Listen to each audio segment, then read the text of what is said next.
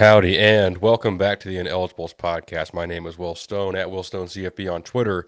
Subscribe to this show, the Ineligibles podcast, on YouTube, Spotify, Apple Podcasts, so on and so forth. 49-25, Texas A&M goes into Baton Rouge for the first time since 1994. Comes out with a win, and I watched this game with my older brother Blake and one of my best friends Alante, and halftime we're sitting there, and we're like, man, like we've let this, we're like the things A&M is doing is keeping LSU in the game, and you can't go into that kind of environment against a team like LSU, and shoot yourself in the foot over and over and over and expect to win, which I was in agreement with. But I told them at halftime, they can vouch for me. I said, this is the first A&M team that I just don't worry about in these situations. It started against Notre Dame on that final drive. After the kick return was called back, didn't sweat it. I'm like, hey, like we have been moving the ball all game, and like our offense is just going to make it happen here. Like they're going to find a way to do it, and they did. And with LSU, even more so. Like outside of four plays, the two interceptions, which the one in the end zone, that's a killer to beat that close. Um, you know, that's on Marcel. He owned that one in the post game press conference. And then the tip ball, the guy he's throwing to is wide open, and it's just a great play by the LSU defender. They do still have a good defense despite what A&M did to them. So those two, obviously the botched snap that puts you at second and 20. A few plays later, it's a snap through the end zone over the punter's head. Or no, sorry, it gets blocked. The punt gets blocked for a safety. And then the personal foul. I guess that's five plays. And a personal foul, extends the drive on third down where A&M would have gotten off the field. But like aside from like really the on offense, aside from those four plays, they move the ball at will against LSU. And I'm like, look, like if we just come out second half and play a clean game, we're gonna win. I have full faith that they'll do that if they come out and don't turn the ball over two more times and and make mistakes in special teams. What do you know? They come out and go on a 35-0 run, and empty out Tiger Stadium by the start of the fourth quarter, and it was just a total ass kicking from wire to wire in the second half. And I wanted to pull this up and show, to have the data to verify what you're seeing with your eyes in some of these games. With the exception of Utah State, the gap in success rate for A&M versus their opponent in a game this season, this was the highest at almost 20% in 19. It's funny, 1939. Love that. Every like the second closest would be Auburn, and that one was so high because our defense just absolutely crushed them. But you're on offense. That was our highest success rate of the year, and that just means like you're on schedule. You're constantly, staying ahead of the chains and moving the ball on your opponent. Defensively, against a non like this was on par with Florida because like LSU made some plays in this game offensively, and obviously they like we helped them out, but they still did some things offensively to move the ball and score points, at least in the first half. But when you look at the totality and what both sides of the ball were able to do, outside of a few plays on a down-to-down basis, this was a beatdown. If you played again, you do the same thing to him, and like there's nothing fluky about it. It's just a good old fashioned ass whooping. And that still was not even playing a complete game for all four quarters. Coach Elko like echoed what I just said here. He told his team the same exact thing at halftime. If you watch the pulse, he was like, guys, like if you clean up the stupid mistakes, you will run them out of the building, and you know you have to play championship football and not shoot yourself in the foot and make a bunch of mistakes. You can't do that and expect to win against anybody, on this schedule. And they came out and they rectified it. And the first drive, I mean, starts off with a great return from Terry Bussey to give you great field position. We march right down, get in the end zone, take the lead, boom. They get the ball, I'm pretty sure 3 and out right away. And then it's the punt return for a touchdown. We're up by 10 points. And that right there was all she wrote. Like, their fans started to, head for the doors, even just a 10-point game. But even from that moment, I mean, the whole third and fourth quarter, it was just complete domination, They sacked Garrett Nussmeier 7 times, or sorry, they had 7 total sacks. Nussmeier 5, Van Buren 2. The backup that came in late in the game. Marcel was not sacked at all.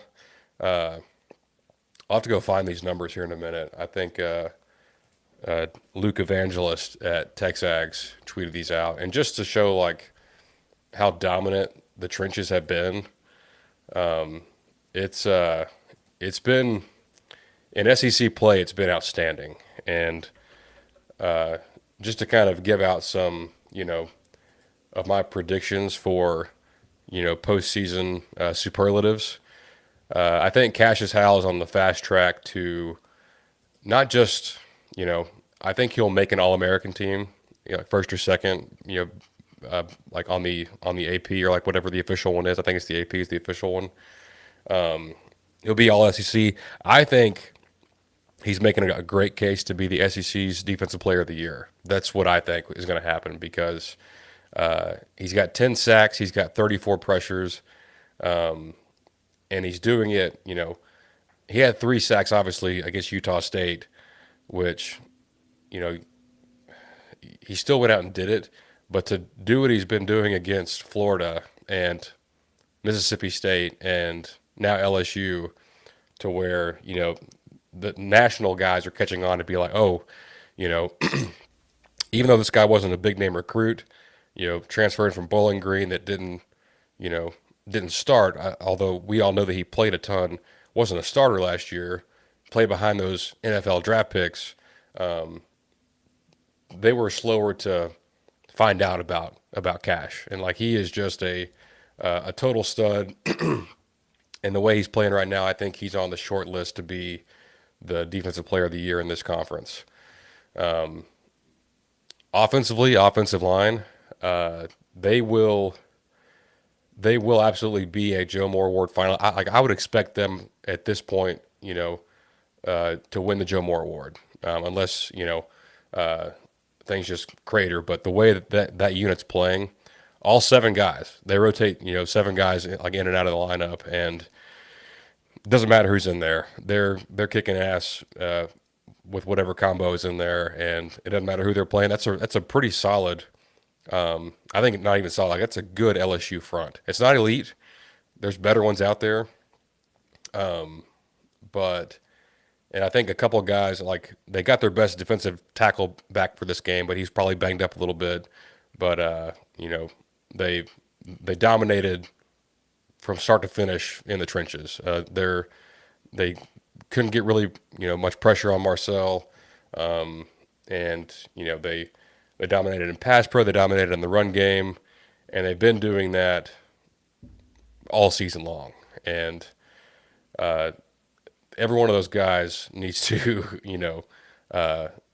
like deserves a big applause and tip of the cap, because what they're doing right now is unbelievable. And you look at this program, our best years come in 2020,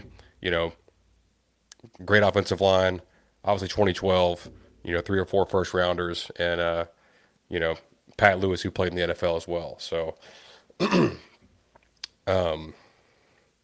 I'm scrolling through Luke's Twitter trying to find this stat because it's too good to not say it on here. I should have pulled it up previously, but it's got to do with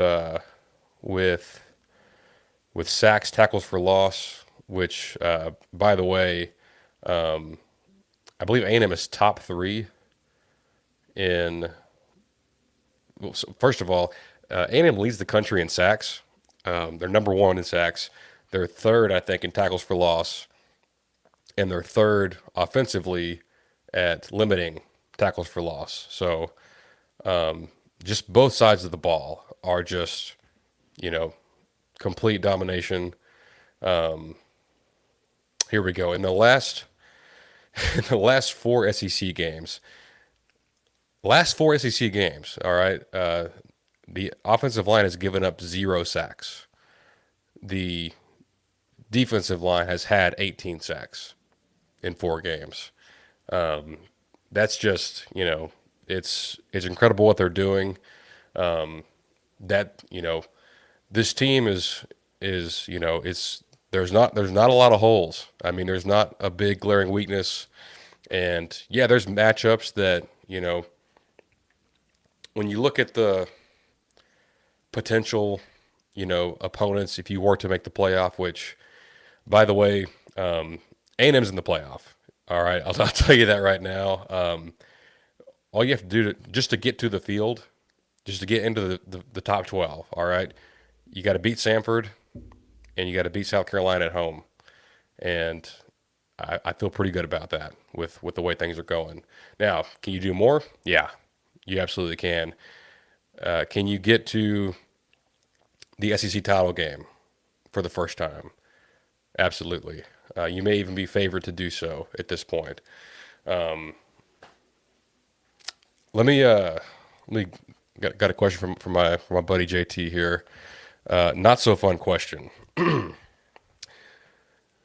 Oh gosh, I turned this font on for Halloween, but now I just did the whole thing. I'll just read it anyway. It's fine. Not so fun question. With his history of severe injuries, does Moss still get drafted this year? Can only hope for a long off season for him to showcase his talents. Welcome back. Glad to be back.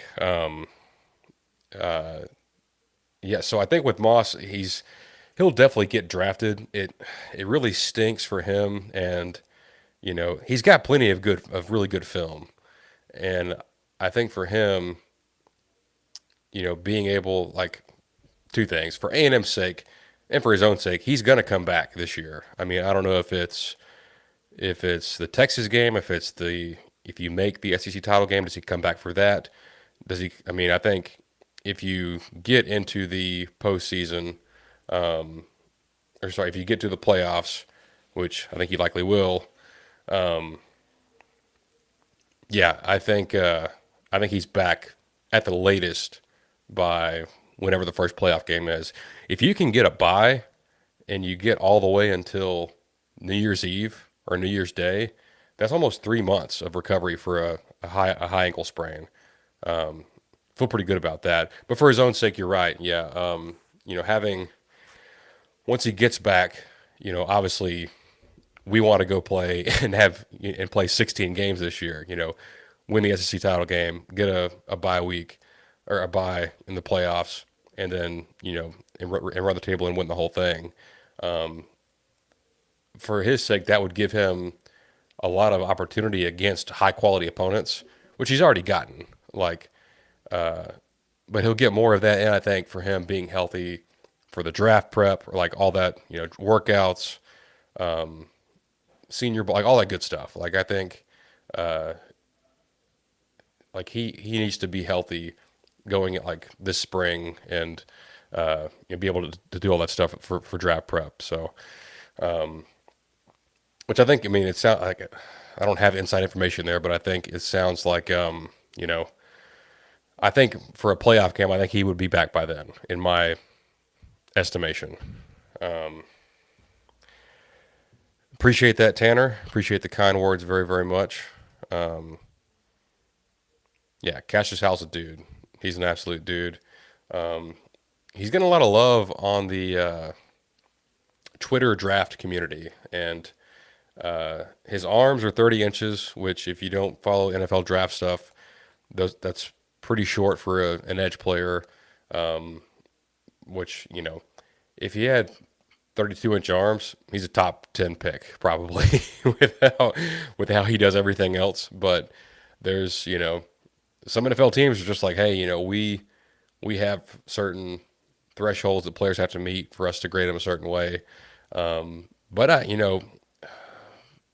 before the year, I thought he would play his way into a day two, day three kind of guy. He may be working his way into that late first round and, mid to late first with, I mean, he just produces, and that it's not just raw ability. Like, he knows how to rush the passer. He knows how to set up an offensive lineman, and like every tackle he's faced in the SEC, he's had them in hell. And I mean, like Austin Barber, the left tackle at Florida, is going to get drafted pretty highly, and he had a zero pass block grade, according to PFF for that game. So he's playing great. I mean, you even saw younger guys. You saw Marco Jones, like he got in the game and looked very similar to like the same pass rush that Cash has had on one of his sacks. And I feel like this was a game where you really started. You saw some true freshmen make some big plays. And they've played spirit. Like, obviously Morrow had the touchdown against Florida. I know Marco has played. Noah McHale and Landon Rink have played, but they haven't done a ton. And in this game alone, Noah McHale had a TFL early in the game. I think first quarter, or definitely first half. But like when they were down there on the goal line, he had a TFL. Marco Jones had a sack.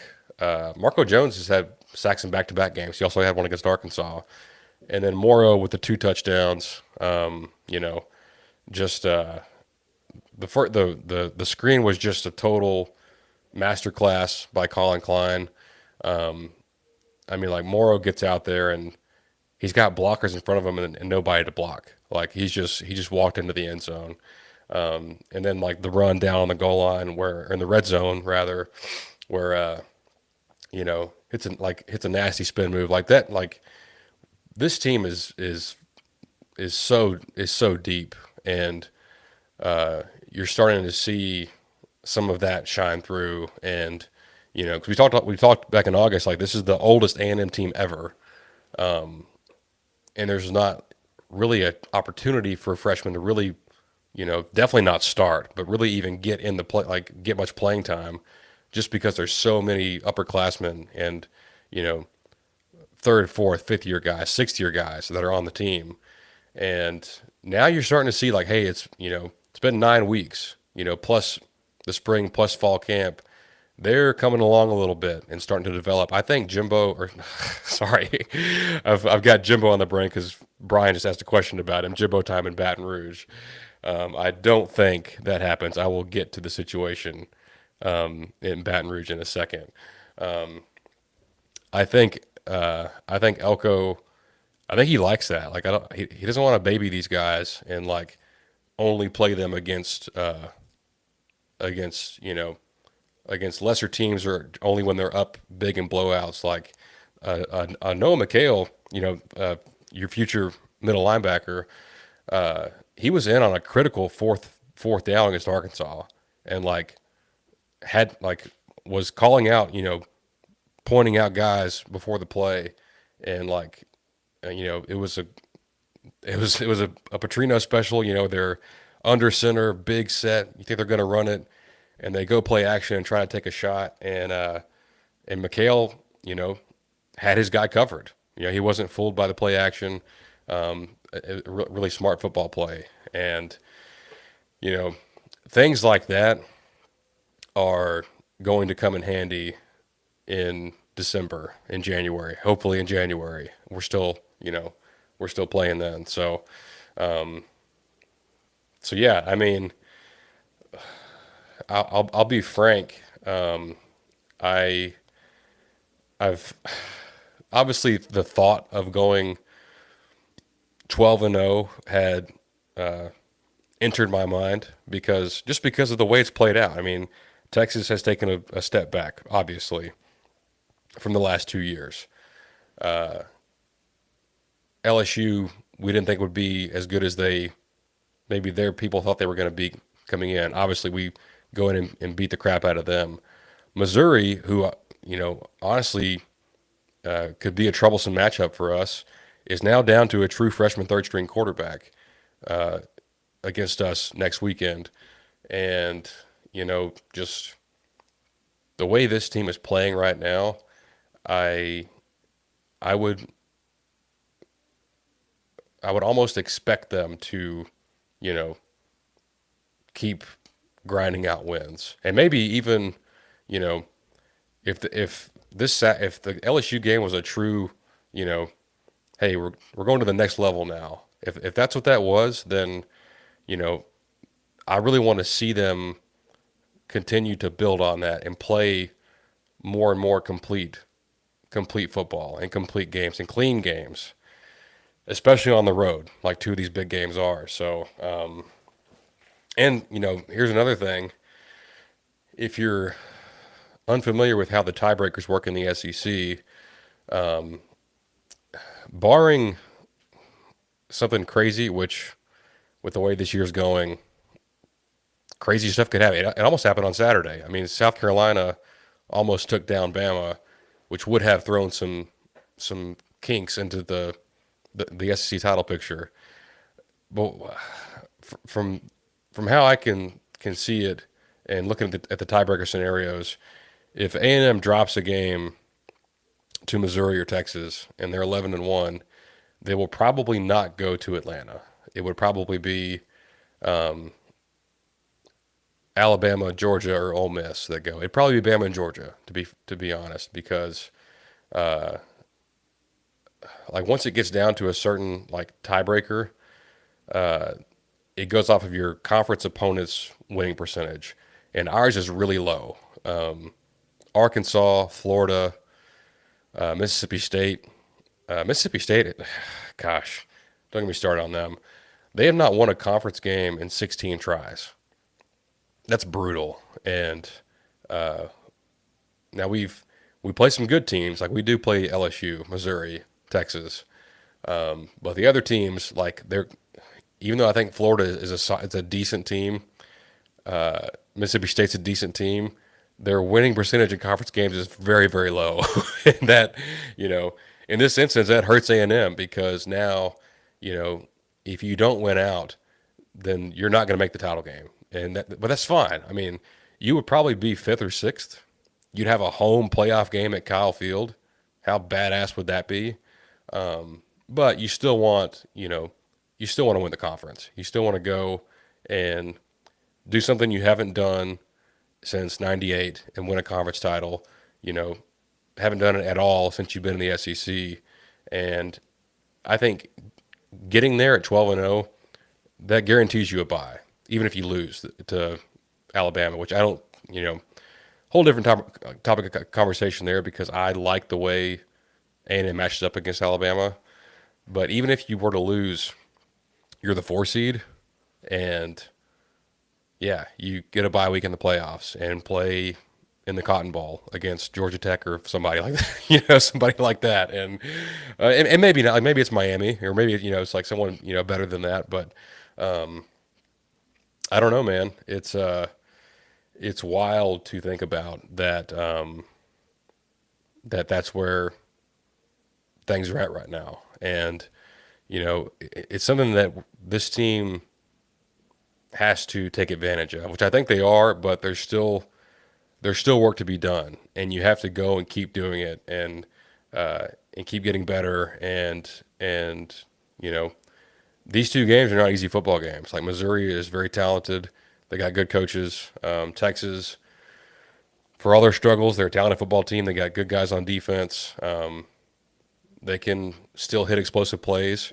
Uh, don't punt to the punt returner that they got because he's gonna ruin your day because he's too good at that. I mean, I'm shocked that people are still kicking to him. So it's not gonna be easy. But man, like I've just got so much belief in this team and what they've been doing and what's in their DNA. And so yeah, to say the least, I'm pretty excited about it. But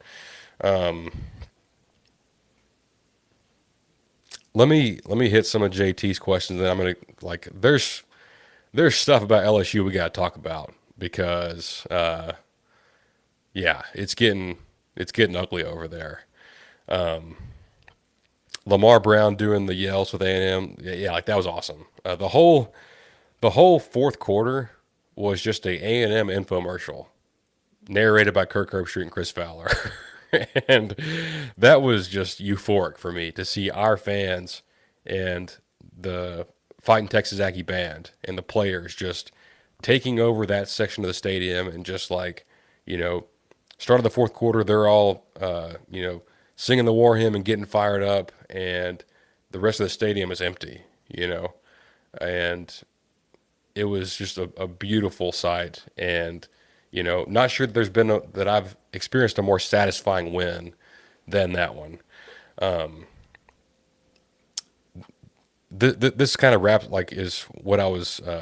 I'm glad you asked this. I'm glad you asked this, JT, because I want to get to this about the other. I think there's a very clear top four in the SEC in terms of like teams that will probably make the playoff. So JT asked, thoughts on the other powers in the SEC, Ole Miss, Georgia, Bama in particular.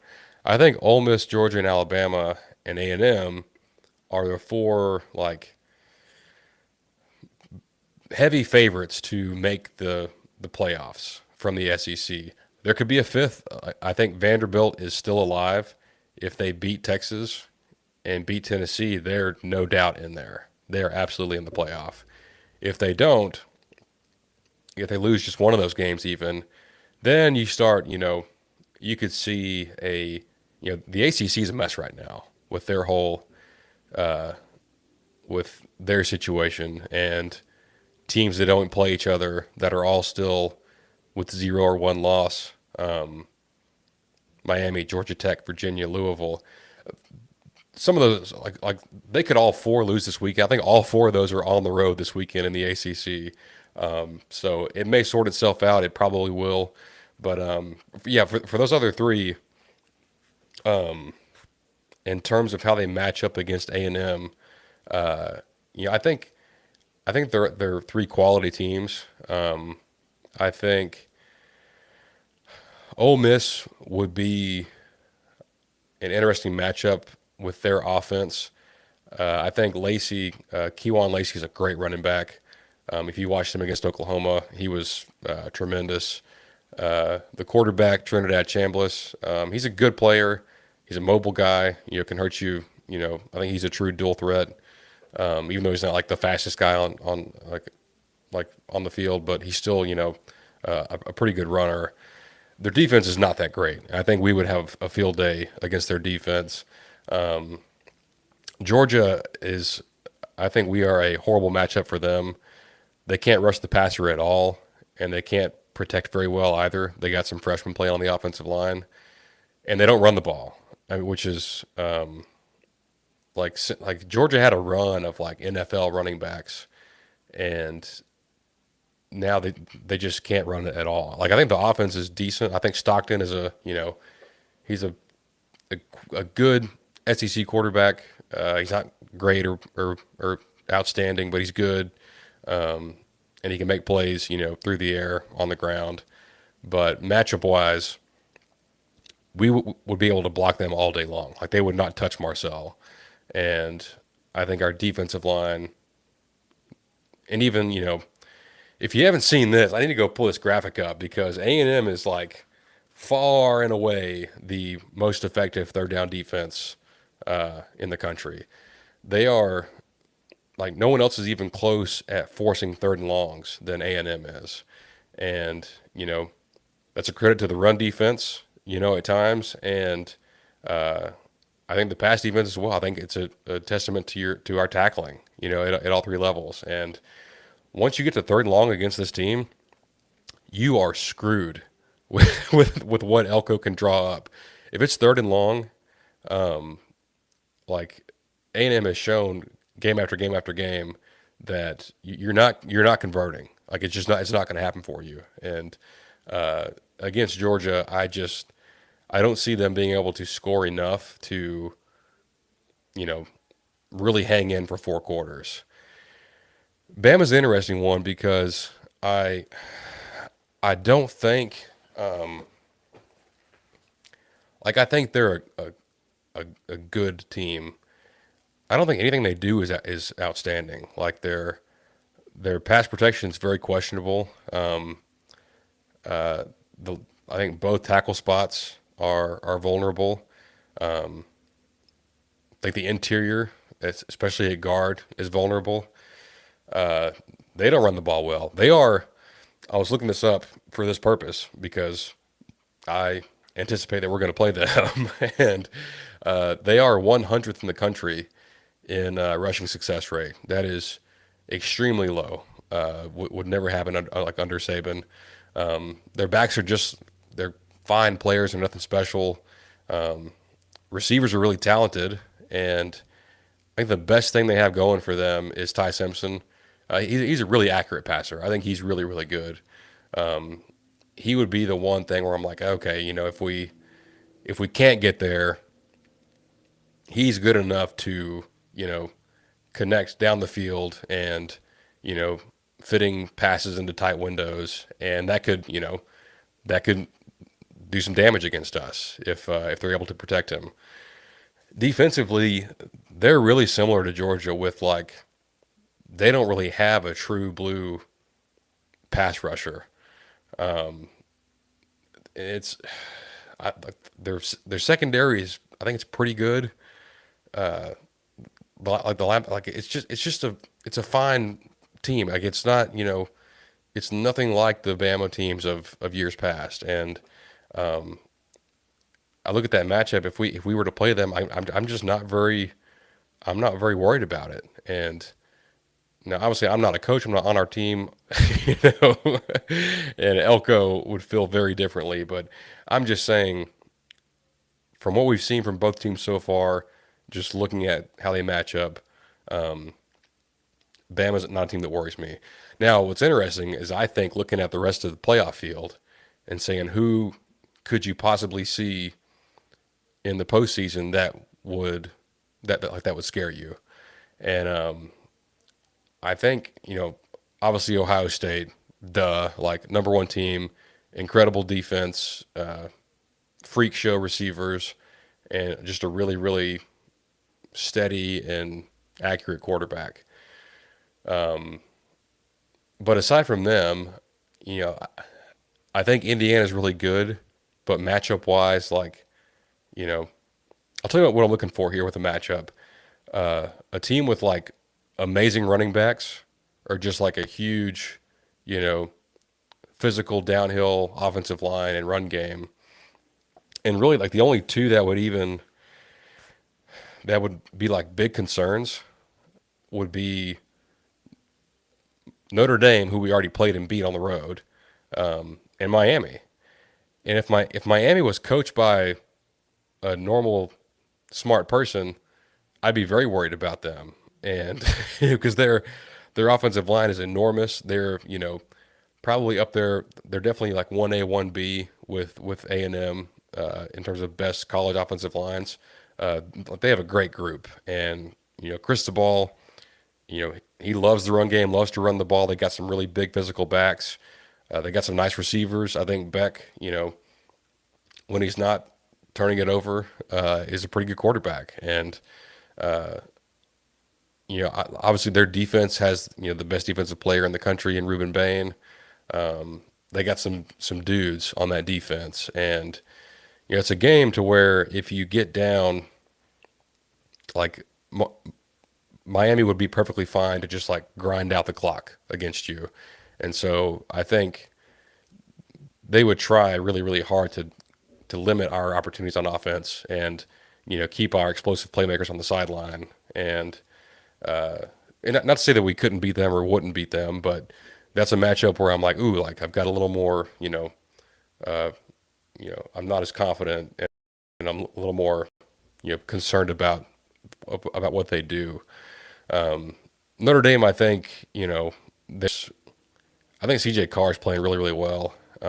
He's, he played great against us, and we did some things that, you know, they have a flea flicker for a big play.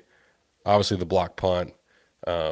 We gave them a 30-yard field and let them return a punt, down to our 30-yard line, and but still they made plays against us, and we had busts, and I think the defense has transformed since then with Damian Sanford playing more, Dalton Brooks playing more. I think that was like his second game back for Brooks.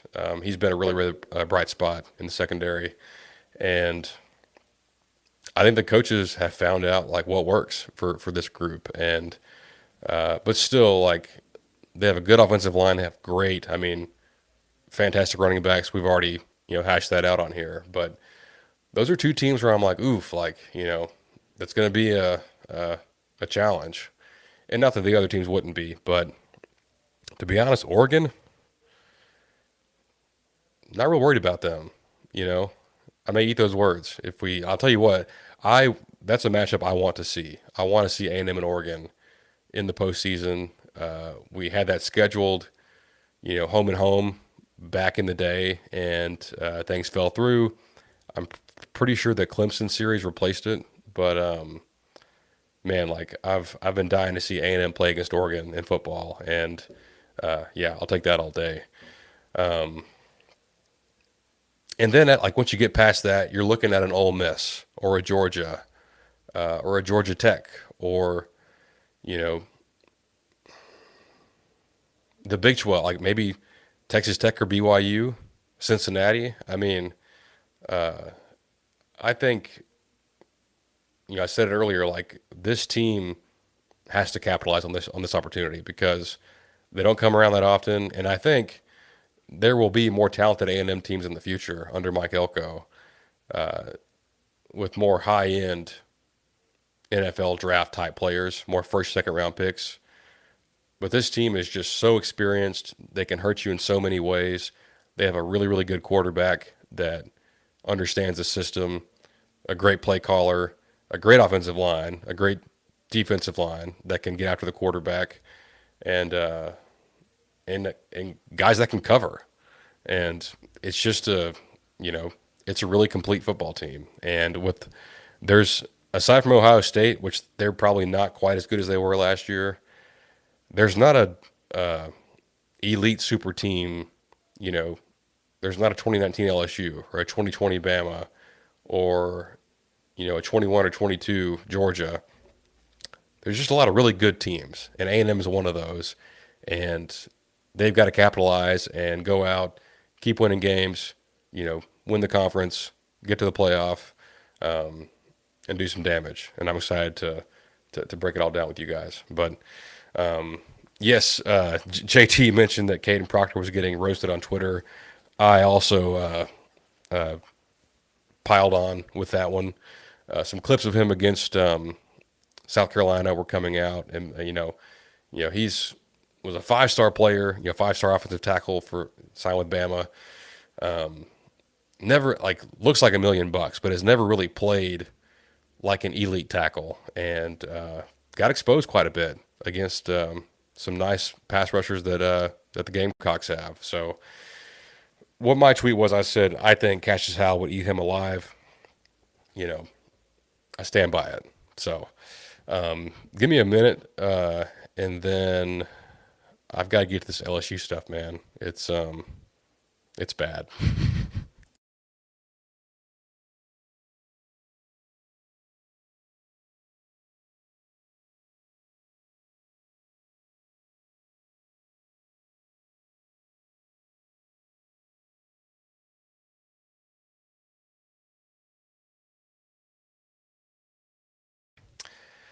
Okay, quickly.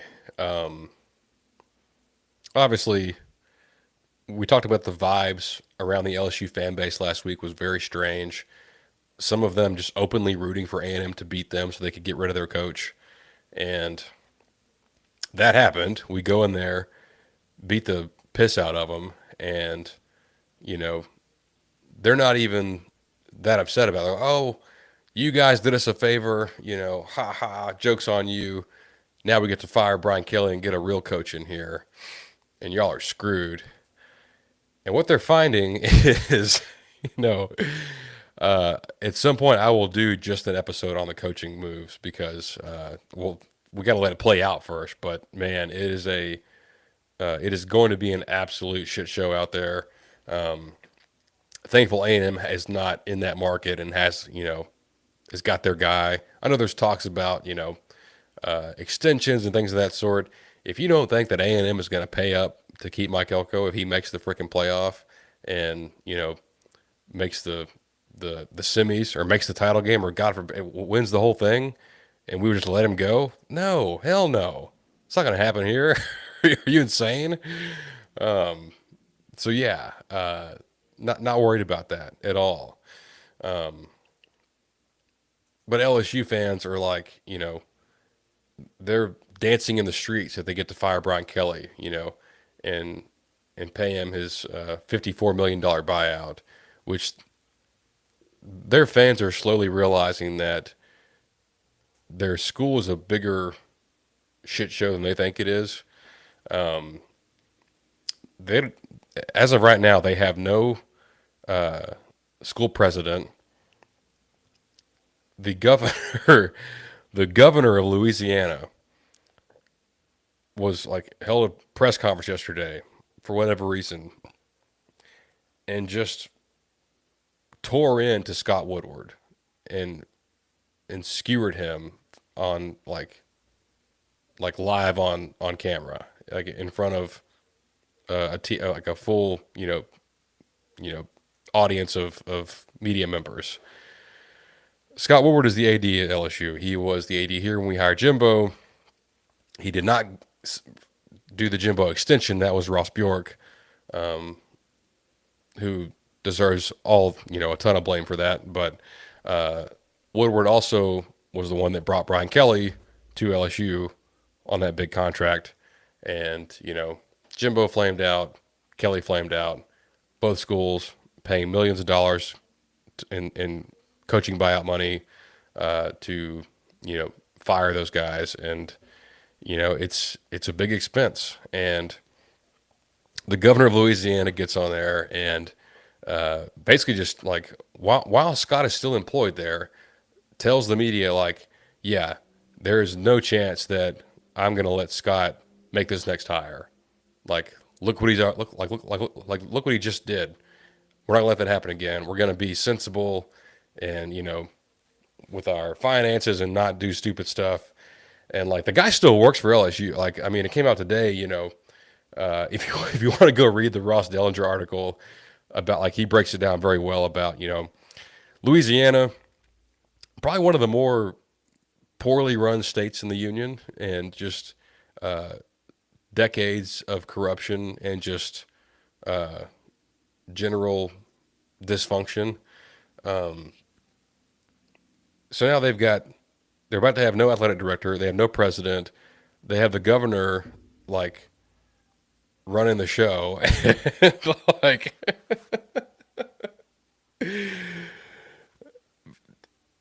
in the Ross Dellinger article, he's got agents reaching out to him and are like, dude, like, does this guy know that he's like ruining that job? Like, no one's gonna want to go coach there now, and like, it's just it's a total circus.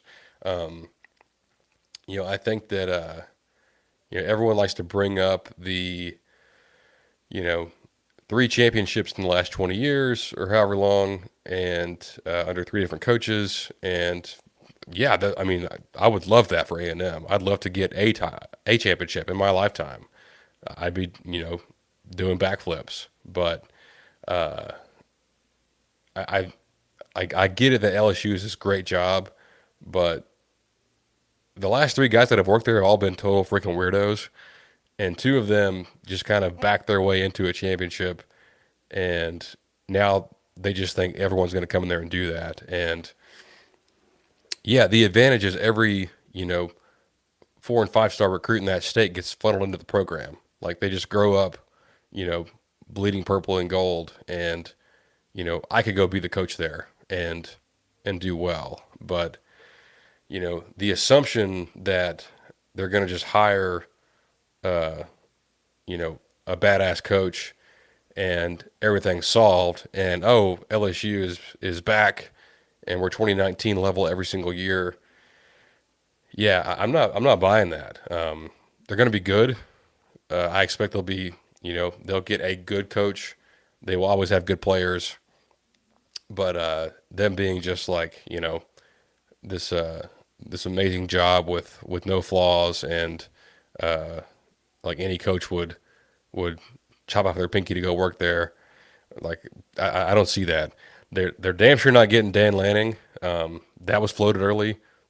That will not happen. I'll guarantee you that right now. I don't think they'll end up being in the Lane Kiffin sweepstakes. I don't know what they're gonna do, and obviously I don't give a shit. I mean, I hate LSU. I was so glad we got to beat them the way we did, and kind of send them into this spiral that they're in right now. So yeah, it feels great, man. Official statement that Woodward is out, according to JT in the comments. So hey, maybe I'm wrong. Maybe they get a big name in there, and um, you know things are fixed right away and they dominate. But from the outside, from my perspective, this looks really, really messy, and uh, I'm just really glad that it's not my team that's having to deal with that.